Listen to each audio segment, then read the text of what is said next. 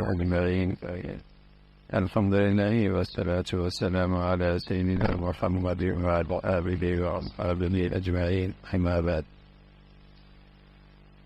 وسماكم المسلمين، أما بعد، فأعوذ بالله من الشيطان الرجيم. بسم الله الرحمن الرحيم. وسماكم المسلمين، وقال الله تعالى: إنما المؤمنون الذين إذا ذكر الله وجلت قلوبهم وإذا تليت عليهم آياته زادتهم إيمانا وعلى ربهم يتوكلون الذين يقيمون الصلاة ومما رزقناهم ينفقون أولئك هم المؤمنون حقا. صدق الله العظيم. اللهم صل على سيدنا محمد وعلى آل سيدنا محمد وبارك وسلم. ماشاء اللہ ہماری یہ نشست ہماری زندگی کے متعلق چل رہی ہے. تقریباً یہ آخری اس موضوع کی نشست ہے کہ ایمان، صحت مند اسلام کی سچی زندگی، اس کا عقیدہ اور اس کے عبادات اور اس کے معاملات اور اس کی معاشرت اور اس کی اخلاقیات کیسے ہوتے، اس موضوع پہ بات چل رہی تھی.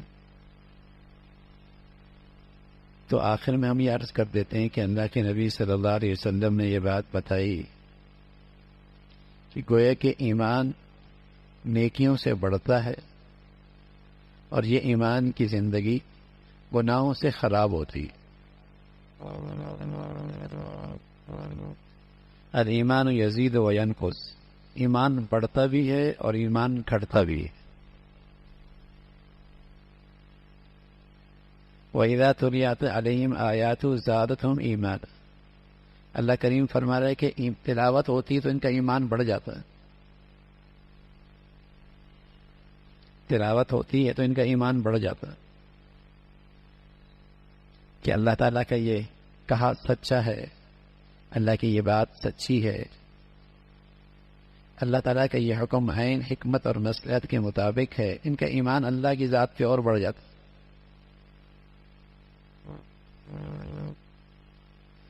وَلَمَّا رَأَى الْمُؤْمِنُونَ الْأَحْزَابَ قَالُوا هَذَا مَا وَعَدَنَا اللَّهُ وَرَسُولُهُ وَصَدَقَ اللَّهُ وَرَسُولُهُ وَمَا زَادَهُمْ إِلَّا إِيمَانًا.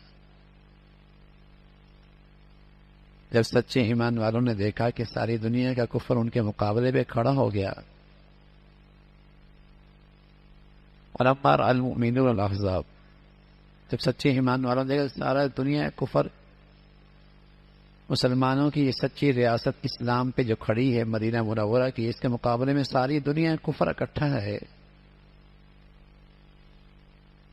تو قرآن مجید بتاتے ہیں کہ وزادتہم ایمانا، ان کا ایمان اور بڑھ گیا. کہ اللہ نے سچ کہا تھا کہ جب تم سچے دین پہ چلو گے تو کفر تمہارے مقابلے میں اکٹھا ہو جائے گا. تو آج ہمیں نظر آ رہا ہے وزادتہم ایمان، ایمان اور بڑھ گیا، اللہ کی ذات پہ اعتماد، یقین اور بڑھ گیا. تو یہ ایمان بڑھتا بھی ہے گھٹتا بھی ہے. پیارے رسول صلی اللہ علیہ وسلم فرمایا کرتے تھے لو وزن ایمان ابی بکر مع سائر امہ لرجح ایمان ابی بکر رضی اللہ تعالیٰ. فرمایا ساری دنیا کا ایمان ایک پلڑے میں رکھ دیا جائے اور دوسرے پلڑے میں اکیلے حضرت صدیق کا ایمان رکھ دیا جائے تو حضرت صدیق کا ایمان سب پہ بھاری ہو جائے. کیا ایمان ہوگا؟ لو وزن ایمان ابی بکر مع سائر امہ لرجح ایمان ابی بکر.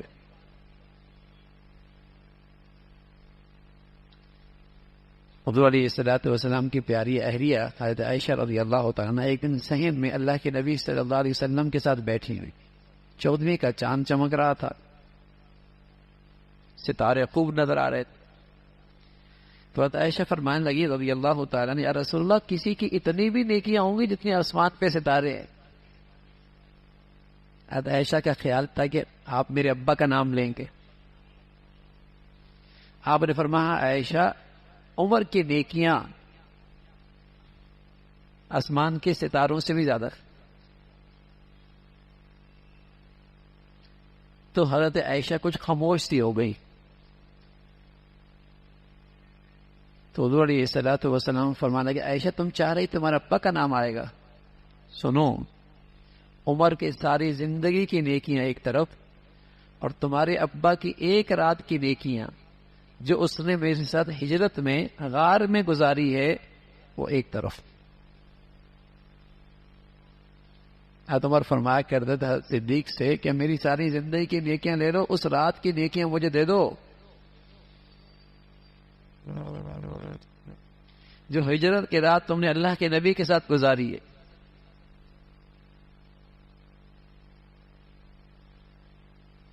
تو لو وزن ایمان و ابی بکر مع سائر امت لرجح ایمان و ابی بکر، ایمان اتنا بھی بڑھتا ہے، ایمان اتنا بھی بڑھیا ہوتا ہے۔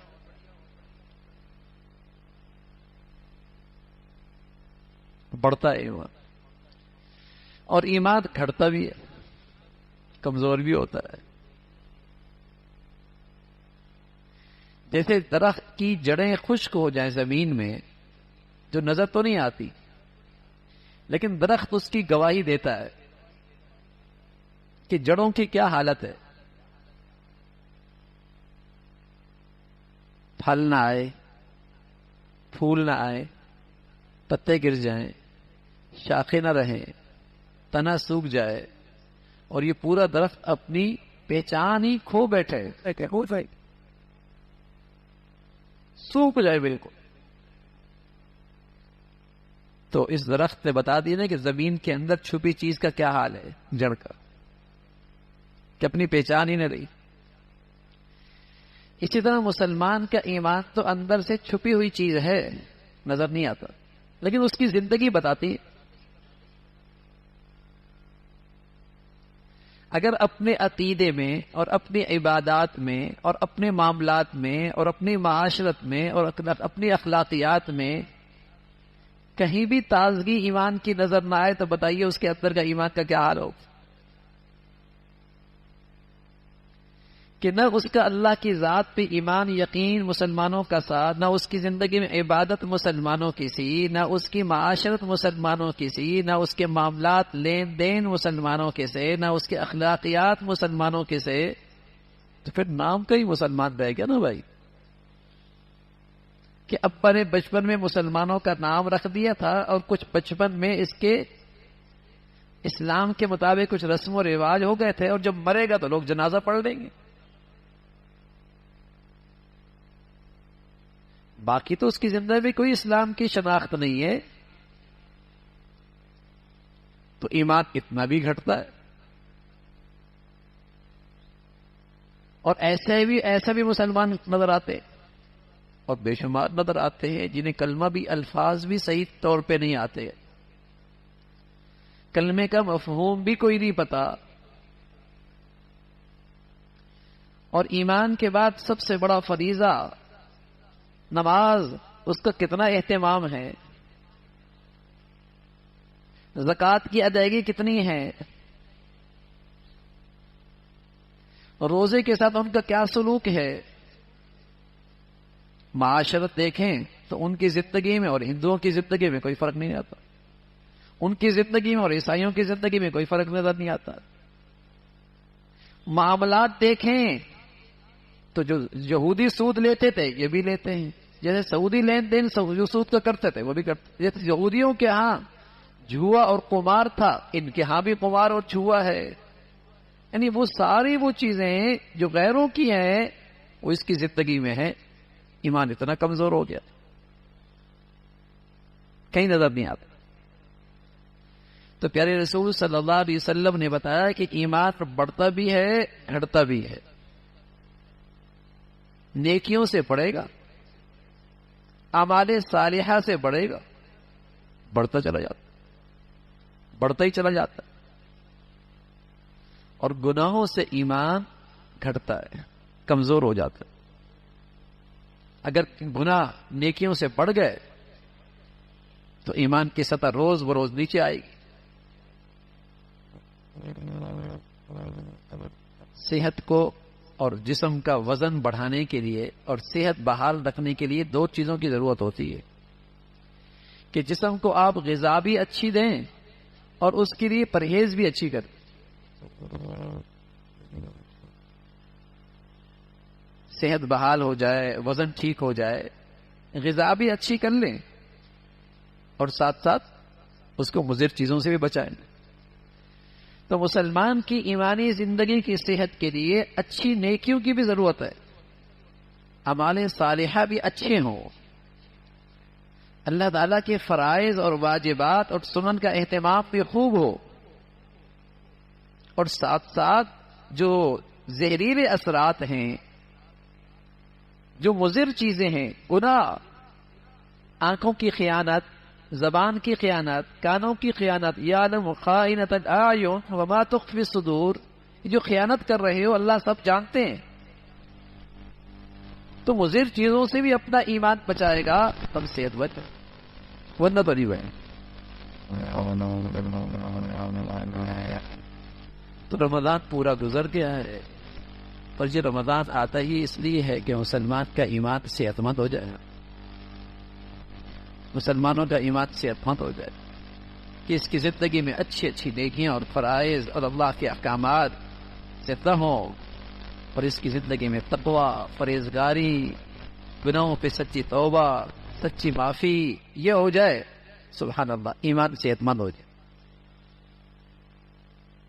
اب ہم اپنا جائزہ لے لیتے ہیں ایک بات سے، بلکہ اللہ کے نبی کی دو باتیں سامنے رکھتے ہیں اور دیکھتے ہیں کہ ہم اپنے ایمان کے لحاظ سے آج کہاں کھڑے. 28 دن گزر گئے، اللہ کے نبی نے بتایا کہ یہ ایمان صحت مند ہونے کی ایک نشانی ہے. پہلی نشانی فرمایا اذا سرت کا حسنتک کا وساءت کا سیئتک کا فانت مومن،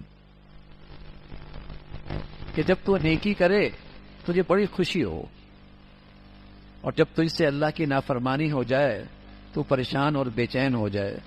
فرمایا جس کو یہ علامت نصیب ہے سمجھے اللہ نے اسے صحت مند ایمان دے دیا. آج 28 دن گزر گئے، ہم نے ایمان کو اچھی غذا بھی دی اور اپنی سے کچھ پرہیزگاری بھی کی، تو بتائیے ایمان کی یہ صحت بحال ہو گئی. گناہ تو ہو جائے گا، غیبت بھی ہو جائے گی، جھوٹ بھی ہو جائے گا، آنکھوں کی خیانت بھی ہو جائے گی، کچھ کوتاہی بھی ہو جائے گی، لیکن یہ کوتاہی آپ کو بے چین اور پریشان کر دیتی ہے اور آپ کو توبہ اور معافی پر مجبور اور کھڑا کر دیتی ہے. اگر کر دیتی ہے تو اللہ کا شکر ادا کرائیں کہ اللہ نے آپ کو ایمان کی صحت نصیب فرما دی. یہ صحت مند ایمان کی نشانی ہے بھائی.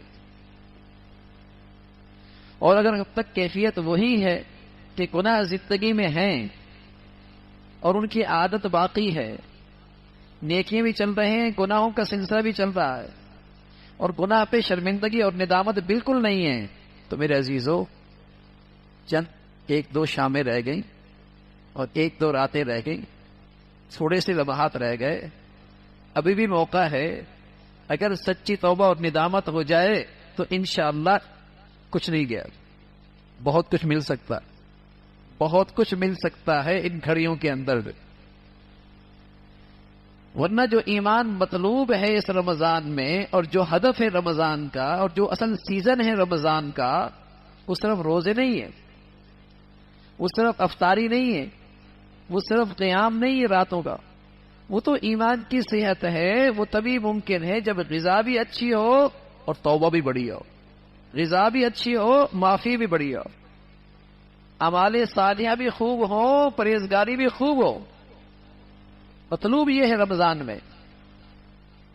تو ہم اپنی ایمان کی صحت کا جائزہ لے لیں کہ اب گناہ کرنے سے پریشانی ہوتی ہے، دل بے چین ہوتا ہے، اور یہ بے چینی اور پریشانی مجھے گناہ معافی پہ کھڑا کر رہی ہے، فوراً توبہ ہو رہی ہے، فوراً معافی مانگ رہا ہوں. یہ مقصود ہے رمضان.